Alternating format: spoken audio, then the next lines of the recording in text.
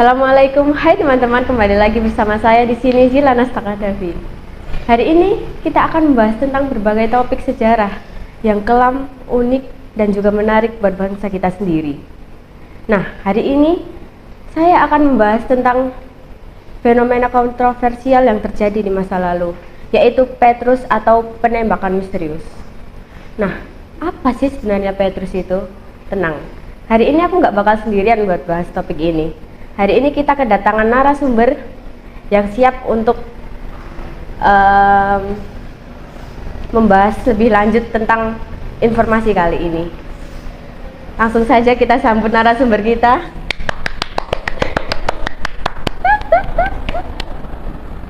Halo guys, perkenalkan saya Talita Nasya Ilano.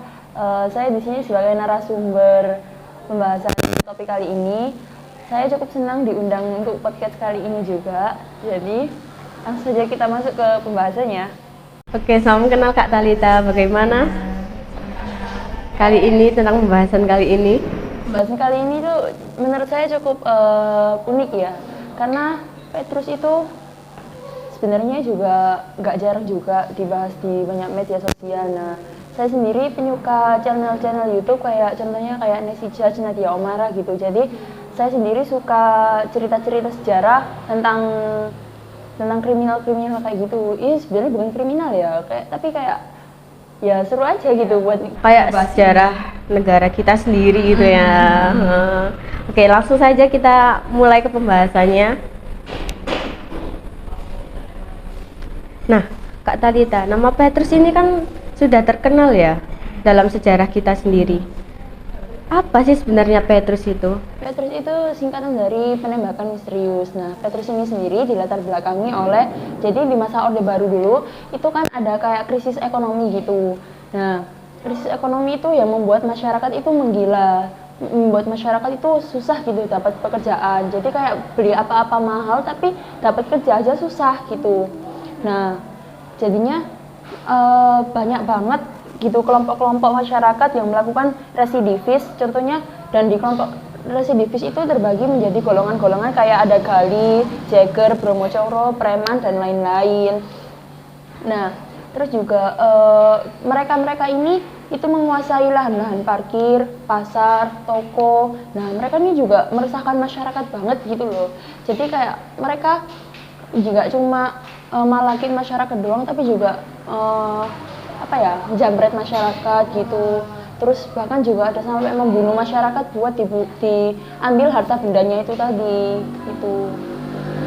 Jadi mereka tuh parah banget. Nah, terus juga karena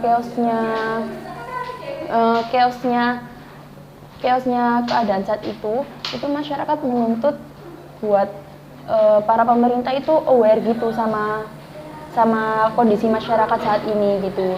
Jadi para masyarakat itu turun ke jalan untuk bilang ke pemerintah gitu, kayak buat demo gitu.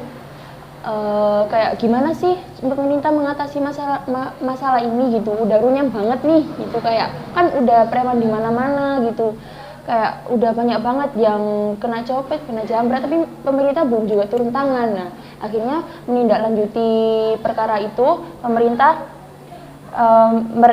memberi permintaan masyarakat akhirnya direalisasikan oleh Pemkop Kamtib Laksamana Sudomo dalam rapat koordinasi dengan Pangdam Jaya, Kapolri, Kapolda Metro Jaya, dan Wagub DKI Jakarta di markas Kodak Metro Jaya tanggal 19 Januari 1983. Nah, itu di rapat itu mereka tuh akhirnya memutuskan untuk melaksanakan operasi celurit.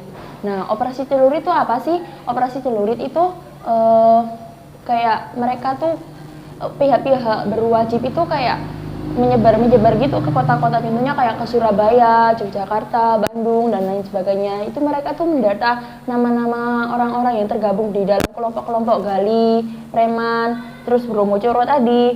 Nah, jadi kayak nama-nama preman tadi itu didata gitu, terus nama-nama mereka ditulis, terus datanya disimpan gitu sama mereka gitu. Oh, cukup mengenaskan ya dari sejarah tersebut ya.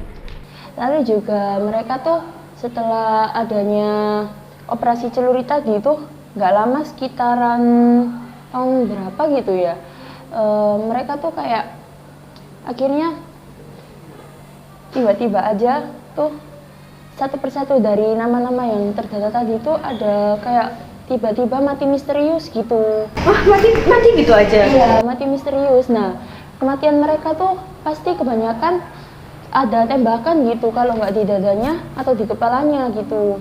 Nah, itu kan kayak ngeri banget gitu kan. Iya, ngeri banget Ya, ya. kamu bayangin kayak contohnya itu terjadi gitu di zaman sekarang. Kayak kamu tiba-tiba kamu nih keluar rumah tiba-tiba lihat mayat bergeletakan gitu. Oh, jadi dia tuh tergeletak gitu aja di jalan gitu. Iya, tergeletak gitu aja di jalan. Jadi kayak pokoknya di situ serem banget deh. Kayak kan kayak gitu kan nggak senonoh gitu ya kalau misal dilihat sama anak kecil gitu kan. Contohnya kayak serem banget. Nggak kebayang sih Mm-mm. kalau aku jadi posisi itu. Ya kan. Makanya itu juga. Jadi kayak tapi juga mereka operasi Petrus ini tuh juga cukup mengurangi ya angka-angka kriminal di Indonesia. Jadinya kayak pungli gitu, terus jambret-jambret gitu juga lumayan berkurangnya drastis banget. Jadi kan masyarakat juga takut gitu ya kalau mau ngejambret atau mau ngapain gitu. Jadinya kayak ya udah, emang itu angka kriminalitas menurun, tapi ya itu tadi, itu termasuk pelanggaran hak asasi manusia juga kan. Kayak kamu berbuat jahat tapi kamu tuh langsung dibunuh gitu, nggak diadili dulu gitu, tapi kamu langsung dibunuh di saat itu juga gitu.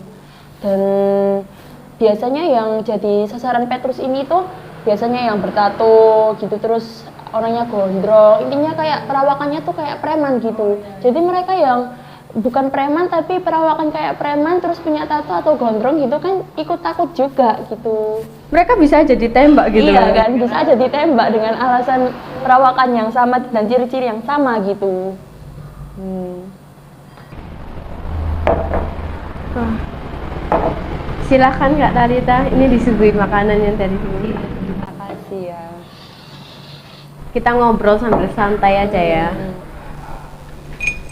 Oke. Mungkin kita langsung bahas ke pembahasan berikutnya aja ya. Jadi Kak Talita, kejadian ini tuh berlangsung berapa lama sih? Dan berapa korbannya yang terjadi dalam fenomena Petrus ini? Jadi Petrus ini tuh terjadi pada tahun 1982 sampai 1985. Nah, korbannya ini tuh banyak banget, mencapai sampai 10 ribuan korban. Jadi ngeri banget tuh. Wah, banyak banget ya korbannya ya. Terus ini kan udah ya, Petrus ini tuh cukup mengenaskan ya guys ya.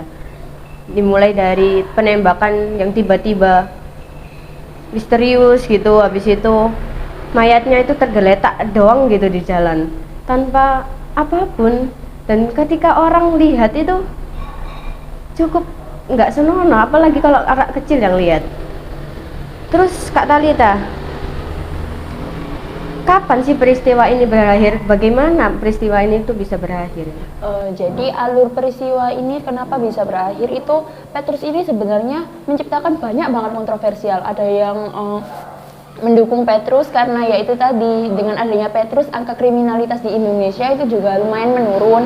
Dan bukan lumayan menurun sih, udah menurun banget gitu kan. Soalnya kan para preman kan juga kayak segan gitu mau ngejamret lagi, nanti takutnya tiba-tiba ada Petrus gitu kan.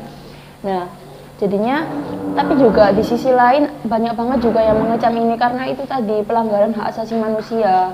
Karena kayak dan menurut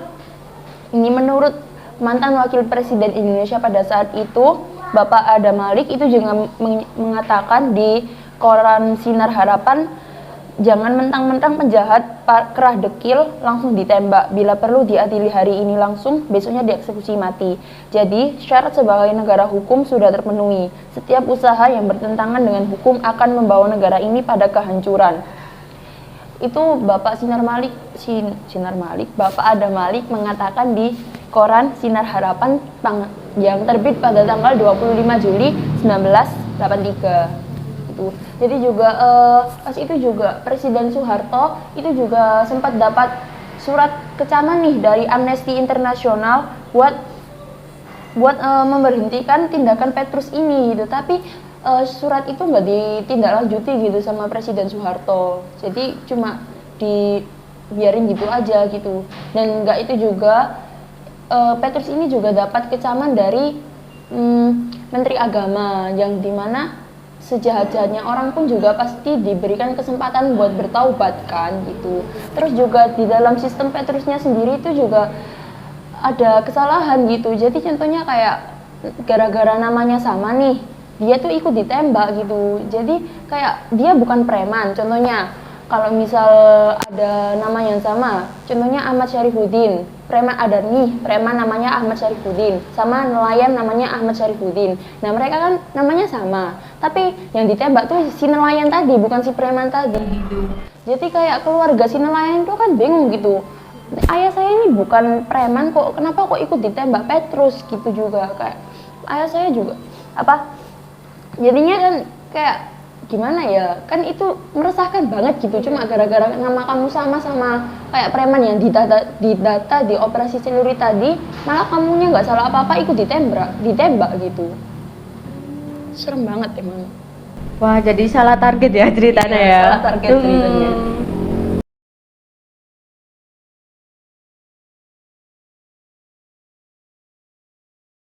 Nah,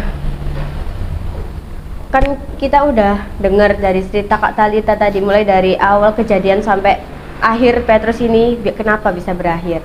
Nah, saya mau tanya nih Kak Thalita, kan ada beberapa fakta unik untuk si Petrus ini. Gimana sih? Waktu itu kan ada mayat tergeletak gitu kan ya di jalan. Kayak ya udah habis ditembak dibiarin aja gitu. Tapi waktu ada orang yang nemuin mayat ini, itu di atasnya atau di sampingnya itu ada uang 10.000 atau 20.000 gitu. Itu untuk apa sih Kak? Kan uang 10.000 atau 20.000 saat itu kan jumlahnya kan besar banget ya, nggak kayak yang sekarang. Itu ceritain Kak bagaimana kejadiannya. Bentar ya, makan dulu. Oh iya, makan dulu, silakan. Jadi uang 10 atau 20.000 itu pada zaman itu kan banyak banget. Biasanya korban Petrus itu di sakunya atau di atas jasadnya itu dikasih uang-uang itu kan. Nah itu tuh buat keluarga, buat biaya pemakaman atau buat santunan gitu. Istilahnya buat santunan gitu buat keluarganya yang ditinggalkan tadi tuh.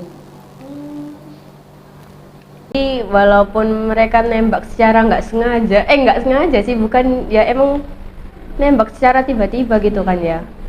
Tapi mereka masih baik ya, ngasih uang buat pemakamannya gitu. Oke. Mungkin untuk ini segini saja ya cerita Petrus kita kali ini. Terima kasih banyak buat Kak Thalita. Terima kasih banyak buat Kak Thalita yang udah membahas. Oke, terima kasih juga sudah mengundang saya untuk di pembahasan Petrus kali ini. Dan Oke, terima kasih. Terima kasih untuk teman-teman yang udah dengar cerita kami kali ini. Sampai jumpa di episode selanjutnya. Tetap semangat belajar sejarah juga.